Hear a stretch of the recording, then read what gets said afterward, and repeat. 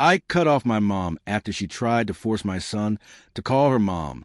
I, 29F, never imagined things with my mom, 56F, would end like this, but here we are. I was raised by a single mother who, by all accounts, did her best.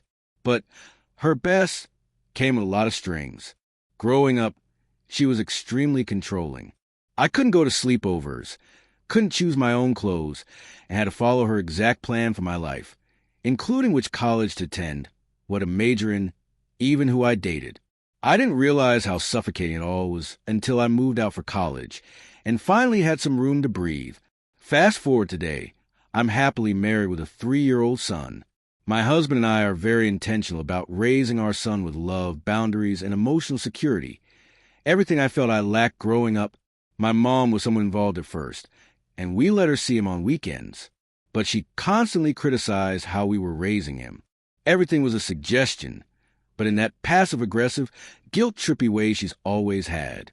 Things escalated 2 months ago when I overheard her say to my son, "You can call me Mom if you want. I'm more of a mom than she is." I froze. My husband looked at me, waiting for me to react, but I couldn't even process it. My mother.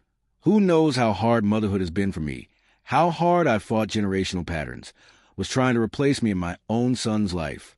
My 3-year-old just blinked at her like, "What?" and went back to playing Thank God. I confronted her later that day.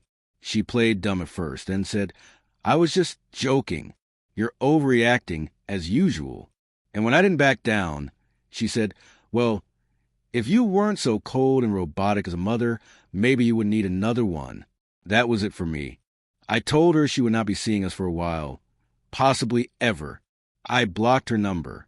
She's tried calling my husband and even sent letters to our house through extended family.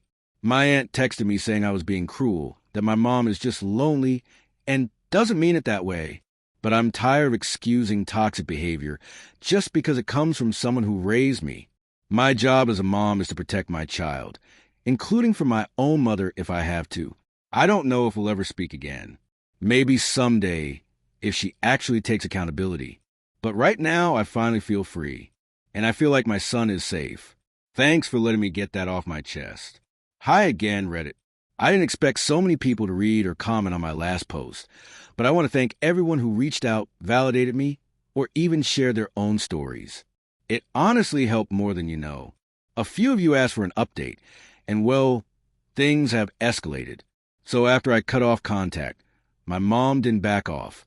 At all. First it was the letters, then the flying monkeys, mostly my aunt and one of my cousins. Then it got weird.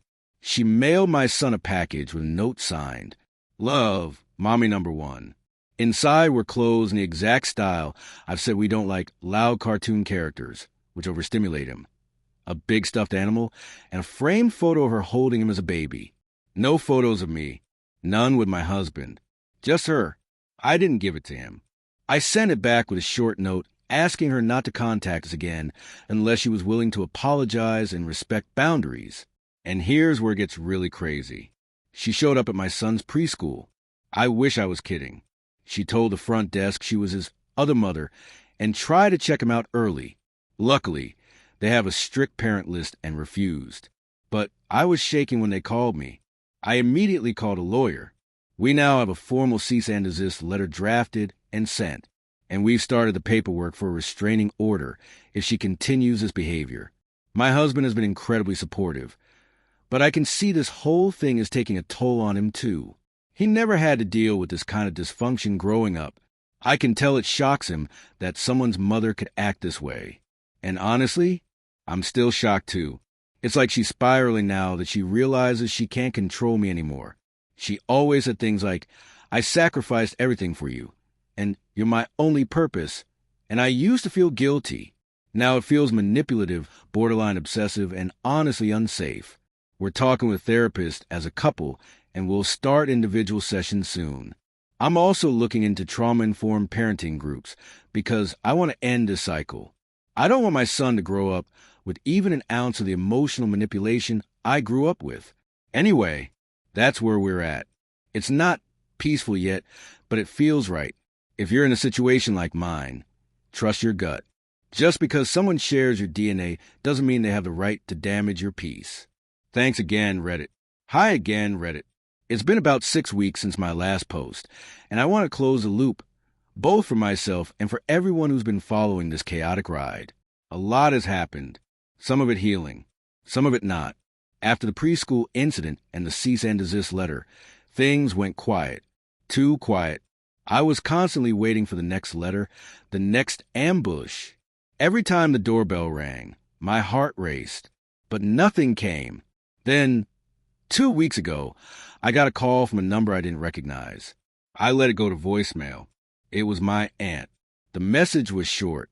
You should go see your mom. She's not doing well. I didn't return the call. I didn't know if this was another manipulation tactic or if something was actually happening.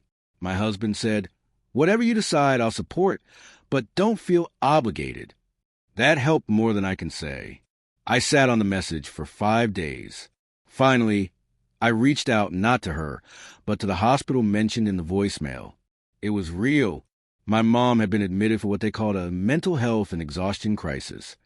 Basically, her house of control and denial finally crumbled in on her. A part of me wanted to rush there. The old part, the little girl who still wanted to be loved without conditions. But I didn't. I asked the hospital not to release my contact info, and I sent a letter instead.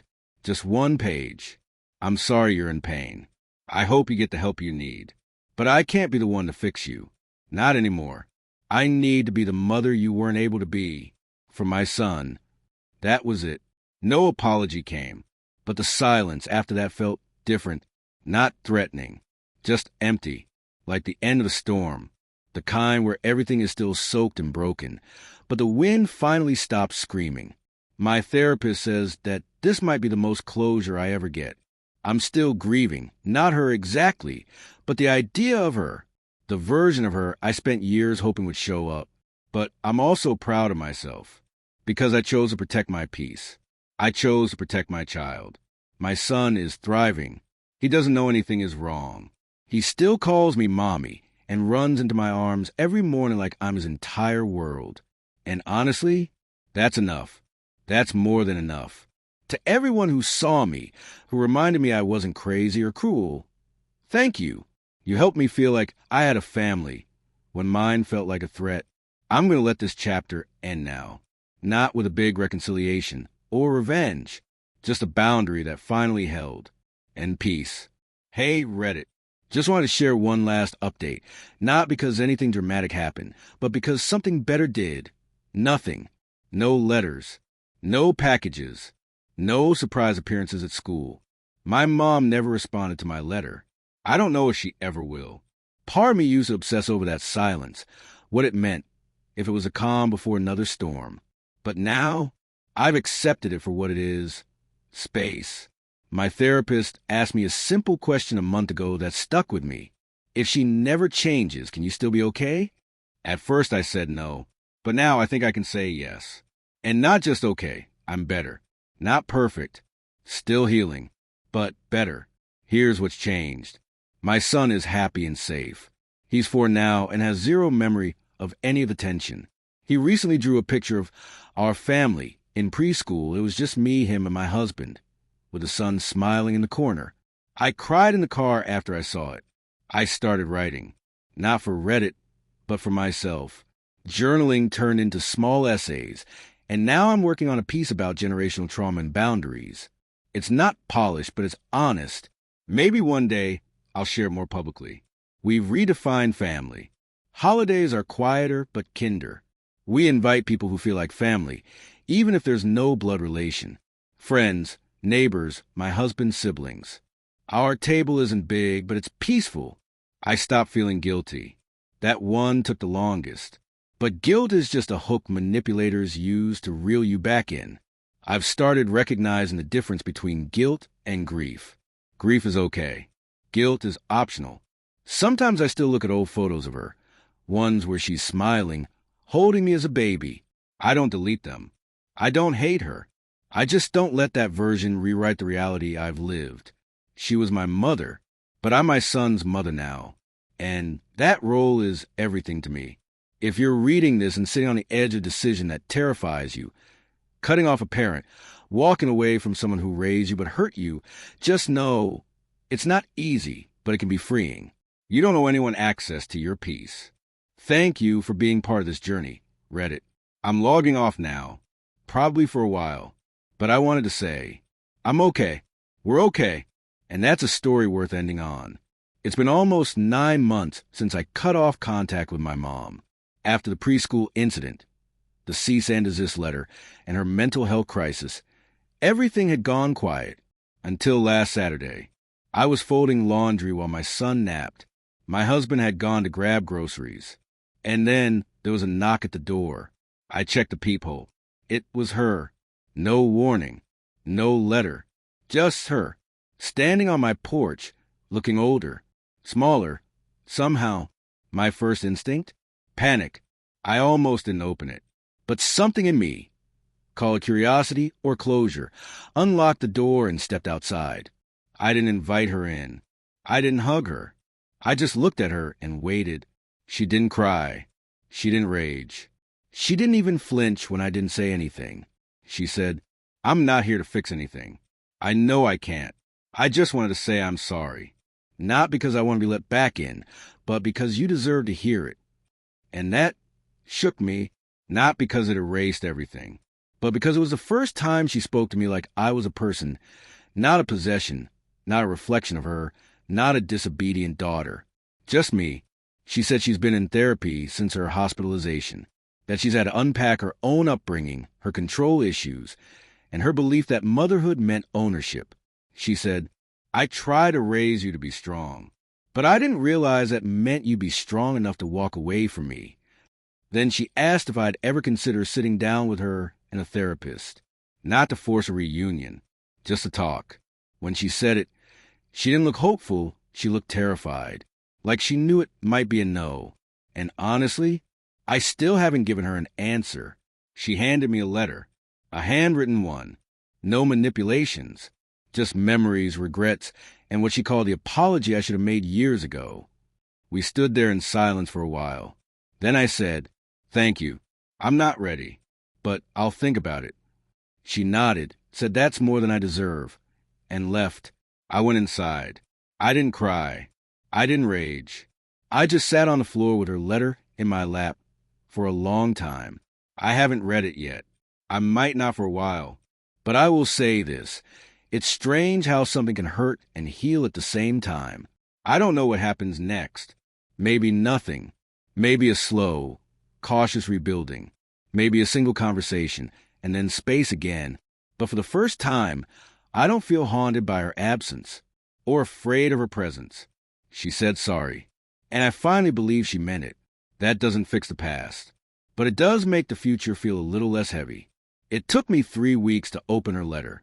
I kept it in my nightstand, unread.